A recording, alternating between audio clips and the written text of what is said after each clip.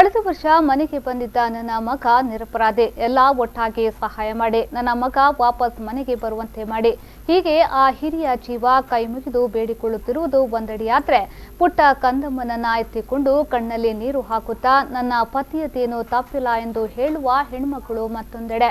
Saudi ರಾಜಕುಮಾರ ಹಾಗೂ ಮೆಕ್ಕಾದ ವಿರುದ್ಧ ಅವಹೇಳನಕಾರಿ ಪೋಸ್ಟ್ ಹಾಕಿದ ಆರೋಪದಲ್ಲಿ ಸೌದಿ ಪೊಲೀಸರಿಂದ ಬಂಧಿಯಾದ ಹರೀಶ್ ಬಂಗೇರ ಕುಟುಂಬ ಇದೀಗ ತಮ್ಮ ನಿರಪರಾಧಿ ಮಗನನ್ನ ವಾಪಸ್ ಕರೆದು ತನ್ನಿ ನ್ಯಾಯ ಕೊಡಿಸಿ ಎಂದು ರೋಧಿಸುತ್ತಿದೆ.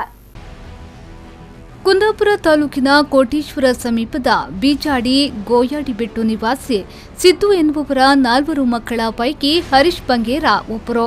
ದ್ವಿತೀಯ ಪಿಯುಸಿ ಮುಗಿಸಿ ಐಟಿಐ ವಿದ್ಯಾಭ್ಯಾಸ ಪಡೆದ ಬಳಿಕ ಅಲ್ಲಲ್ಲಿ ಕೂಲಿ ಕೆಲಸ ಮಾಡಿಕೊಂಡಿದ್ದು, ಕಳೆದ 6 ವರ್ಷಗಳ ಹಿಂದೆ ಸೌದಿಯ ಕಂಪನಿಯೊಂದರಲ್ಲಿ ಎಸಿ ಮೆಕ್ಯಾನಿಕ್ ಆಗಿ ಕೆಲಸಕ್ಕೆ ತೆರಳಿದ್ರು. 9 ವರ್ಷಗಳ ಹಿಂದೆ ಕುಂಬಾಸಿಯ ಸುಮನಾ ಎನ್ನುವವರನ್ನ ವಿವಾಹವಾಗಿದ್ದು, ಇವರಿಗೆ 2 ವರ್ಷ ಪ್ರಾಯದ ಹೆಣ್ಣು ಮಗುವಿದೆ. ಚಿಕ್ಕದೊಂದು ಬಾಡಿಗೆ ಮನೆಯಲ್ಲಿ ಇವರ ವಾಸ. ವರ್ಷದ ಹಿಂದೆ ಅಂದ್ರೆ ಜನವರಿ ತಿಂಗಳಿನಲ್ಲಿ ತಮ್ಮ ಮನೆ ದೇವರ ಹಬ್ಬಕ್ಕೆ ಬಂದಿದ್ದ ಹರೀಶ್ ಇದೀಗ ಸೌದಿ ಪೊಲೀಸರ ವಶದಲ್ಲಿದ್ದು ಇಡೀ ಕುಟುಂಬ ಕಂಗಾಲಾಗಿದೆ.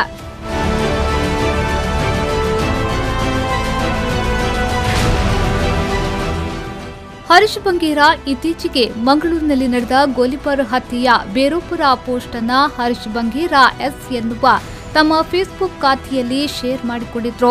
ಕೂಡಲೇ ಅಲ್ಲಿನ ಮುಸ್ಲಿಂ ಯುವಕರು ಹರೀಶ್ ಕೆಲಸ ನಿರ್ವಹಿಸುತ್ತಿರುವ ಕಚೇರಿಗೆ ತೆರಳಿ ಅವರನ್ನ ತೀವ್ರ ತರಾಟೆಗೆ ತೆಗೆದುಕೊಂಡಿದ್ರು. ಈ ವಿಚಾರವನ್ನ ಹರೀಶ್ ತಮ್ಮ ಪತ್ನಿಯ ಬಳಿ ಫೋನ್ನ ಮೂಲಕ ಹೇಳಿಕೊಂಡಿದ್ದು, ಪತ್ನಿ ಕ್ಷಮೆ ಕೇಳುವಂತೆಯೂ ತಿಳಿಸಿದ್ರು. ಅದಾದ ಬಳಿಕ ಘಟನೆಯ ಬಗ್ಗೆ ಹರೀಶ್ ಕ್ಷಮೆ ಕೇಳಿ ವಿಡಿಯೋವೊಂದನ್ನ ಅಪ್ಲೋಡ್ ಮಾಡಿದ್ರು. ಈ ವಿಡಿಯೋ ಸಾಮಾಜಿಕ ಜಾಲತಾಣದಲ್ಲಿ ಸಾಕಷ್ಟು ವೈರಲ್ ಕೂಡ ಆಗಿತ್ತು. ಕ್ಷಮೆ ಕೇಳಿದ ಬಳಿಕ ಡಿಸೆಂಬರ್ 19ರ ರಾತ್ರಿ ತನ್ನ ಫೇಸ್ಬುಕ್ ಖಾತೆಯನ್ನ ಡಿಆಕ್ಟಿವೇಟ್ ಮಾಡಿದ್ರು.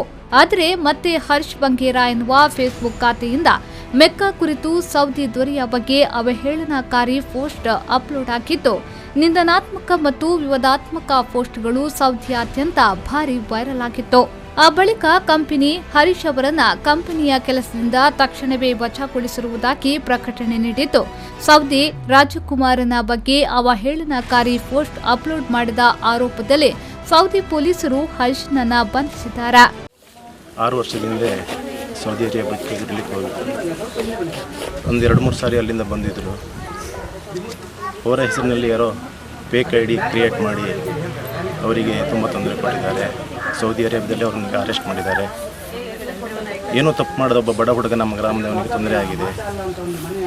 ನಮ್ಮ ಸ್ಥಳೀಯ ಶಾಸಕರು ಎಂಪಿಗಳು ಇದರ ಬಗ್ಗೆ ಗಮನ ಹರಿಸಿ ನಿರಪರಾಧಿಯಾಗಿರ್ತಕ್ಕಂಥ ಹರೀಶ್ ಬಂಗೇರನ್ನ ಆದಷ್ಟು ಬೇಗನೆ ಭಾರತಕ್ಕೆ ಕರೆತರುವಲ್ಲಿ ಸಹಾಯ ಮಾಡಬೇಕು ಅಂತ ಅವರ ಕುಟುಂಬಸ್ಥರ ಪರವಾಗಿ ನಮ್ಮ ಗ್ರಾಮಸ್ಥರ ಪರವಾಗಿ ತಮ್ಮನ್ನು ಕಳಕಳಿಯಿಂದ ಬೇಡಿಕೊಳ್ಳುತ್ತೇನೆ. ತನ್ನ ಫೇಸ್ಬುಕ್ ಐಡಿ ನಿಷ್ಕ್ರಿಯಗೊಳಿಸಿದ ಮೇಲೂ ಹರೀಶ್ ಫೋಟೋ ಉಪಯೋಗಿಸಿಕೊಂಡು ಹರೀಶ್ ಬಂಗೇರ ಎನ್ನುವ ಹೆಸರಿನಲ್ಲಿ ಮತ್ತೊಂದು ಖಾತೆ ತೆರೆಯಲಾಗಿತ್ತು. ಇದರ ಬಗ್ಗೆಯೂ ಪತ್ನಿ ಸುಮನಾ ಹರೀಶ್ ಗಮನಕ್ಕೆ ತಂದಿದ್ರು. ಮಾರನೇ ದಿನ ಆ ಖಾತೆಯಲ್ಲಿ ಸೌದಿ ದೊರೆಯ ಬಗ್ಗೆ ಮೆಕ್ಕಾದ ಬಗ್ಗೆ ಅವಹೇಳನಕಾರಿ ಪೋಸ್ಟ್ ಹಾಕಲಾಗಿತ್ತು. ಕಿಡಿಗೇಡಿಗಳು ಹರೀಶ್ ಬಂಗೇರ ಅವರ ಹೆಸರಿನಲ್ಲಿ ನಕಲಿ ಖಾತೆಯನ್ನ ಸೃಷ್ಟಿಸಿ ಆ ಖಾತೆಯಲ್ಲಿ ಹಿಂದುತ್ವದ ಬಗೆಗಿನ ಬರಹಗಳು ಹಾಗೂ ಸೌದಿ ದೊರೆ ಮತ್ತು ಮೆಕ್ಕಾದ ವಿರುದ್ಧ ಅವಹೇಳನಕಾರಿ ಪೋಸ್ಟ್ಗಳನ್ನು ಅಪ್ಲೋಡ್ ಮಾಡಿ ಹರಿಯಬಿಟ್ಟಿದ್ದಾರೆ ಎಂದು ಹರೀಶ್ ಪತ್ನಿ ನಡೆದ ಘಟನೆಯ ಬಗ್ಗೆ ವಿವರಣೆ ನೀಡಿದ್ದಾರೆ. ಡಿಆಕ್ಟಿವೇಟ್ ಒಂದು 10:30-11 ಗಂಟೆ ಹಾಗೆ ಮಾಡಿದ್ರೇನು, ಡಿಸೆಂಬರ್ 19ರ ದಿನ. ಅದು ರಾತ್ರಿ 1 ಗಂಟೆಗೆ ಎಷ್ಟು ಪರ್ಫೆಕ್ಟ್ ಟೈಮಿಂಗ್ಸ್ ಗೊತ್ತಿಲ್ಲ, ಪುನಃ ಹೊಸ ಐ ಡಿ ಕ್ರಿಯೇಟ್ ಆಗಿತ್ತು. ಅಂದರೆ ಇವರದ್ದು ಡೀಟೇಲ್ಸ್ ಎಲ್ಲ ಶೇರ್ ಮಾಡಿದ್ರಲ್ಲ, ಆ ಶೇರ್ ಮಾಡಿದ ಫೋಟೋಸ್ ಮಾತ್ರ ಅದರಲ್ಲಿ ಹೊಸ ಐ ಡಿ ಎಲ್ಲ ಅಪ್ಲೋಡ್ ಮಾಡಿ ಫುಲ್ ಇವ್ರದ್ದು details hockey fake I D create ಮಾಡಿದರು. ಮತ್ತು ಬೆಳಿಗ್ಗೆನೂ ಚೆಕ್ ಮಾಡಿದೆ, ಅಂದರೆ ಇವ್ರದ್ದು ಐ ಡಿ ಉಂಟಾ ಇಲ್ಲ ಸರ್ಚ್ ಮಾಡ್ತಿರ್ಬೇಕಾದ್ರೆ ಈ ಐ ಡಿ ತೋರ್ತಾ, ಅಂದರೆ ಹರೀಶ್ ಬಂಗೇರ ಇವ್ರದ್ದು ಮೊದಲಿದ್ದು I D Harish Bangera S ಅಂತ ಇತ್ತು. ಇವಾಗ ಹರೀಶ್ ಬಂಗೇರ ಅಂತ ಕ್ರಿಯೇಟ್ ಆಗಿತ್ತು. ನಾನು ಅದಕ್ಕೆ ಕೇಳಿದೆ, ನೀವು ಪುನಃ ಆ್ಯಕ್ಟಿವ್ ಮಾಡಿದ್ರ ಐ ಡಿ ಕೇಳಿದೆ. ಇಲ್ಲ, ನಾನು ಆ್ಯಕ್ಟಿವ್ ಮಾಡಲಿಲ್ಲ, ನಾನು ಎಂತ ಹಾಕಲಿಲ್ಲಲ್ಲ ಅಂತ ಹೇಳಿದ್ರು. ಅದಕ್ಕೆ ಹೇಳಿದೆ, ನಿಮ್ಮದು ಹೊಸ ಐ ಡಿ ಕ್ರಿಯೇಟ್ ಆದಾಗ ಉಂಟು, ಸ್ವಲ್ಪ ಚೆಕ್ ಮಾಡಿ ಅಂತ ನಾನು ಹೇಳಿದೆ.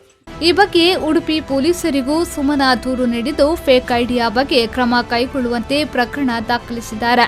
ಪೊಲೀಸರು ಈಗಾಗಲೇ ಫೇಕ್ ಐಡಿ ಬಗ್ಗೆ ಮಾಹಿತಿ ಕಲೆ ಹಾಕುತ್ತಿದ್ದು, ಈ ನಕಲಿ ಖಾತೆ ಕಾಸರಗೋಡಿನಲ್ಲಿ ಸೃಷ್ಟಿಸಲಾಗಿದೆ ಎನ್ನುವ ಮಾಹಿತಿ ಸಣ್ಣ ಅಧಿಕಾರಿಗಳು ಹರೀಶ್ ಪತ್ನಿ ಸುಮನಾ ಅವರಿಗೆ ತಿಳಿಸಿದ್ದಾರೆ. ಮೆಸೇಜ್ ಬಂದಿದೆ. ಮತ್ತೊಂದು ನ್ಯೂಸ್ ಪ್ರಕಾರ ಇವತ್ತು ಬೆಳಗ್ಗೆ ರಿಲೀಸ್ ಆಗಿದ್ದಾರೆ ಅನ್ನತಕ್ಕಂಥ ನ್ಯೂಸ್ ಇತ್ತು. ಆದರೆ ನಮಗೆ ಅದು ಸರಿಯಾದ ಮಾಹಿತಿ ಇಲ್ಲ.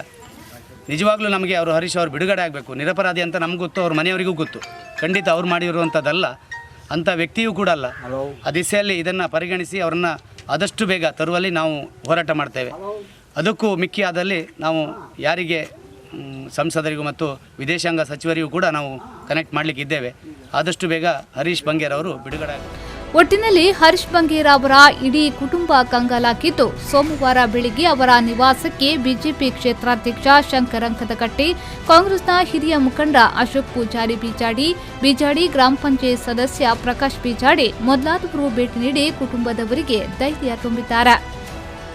ಶ್ರೀಕಾಂತ್ ಮಾಡಿ ವಿ4 ನ್ಯೂಸ್ 24/7 ಕುಂದಾಪುರ.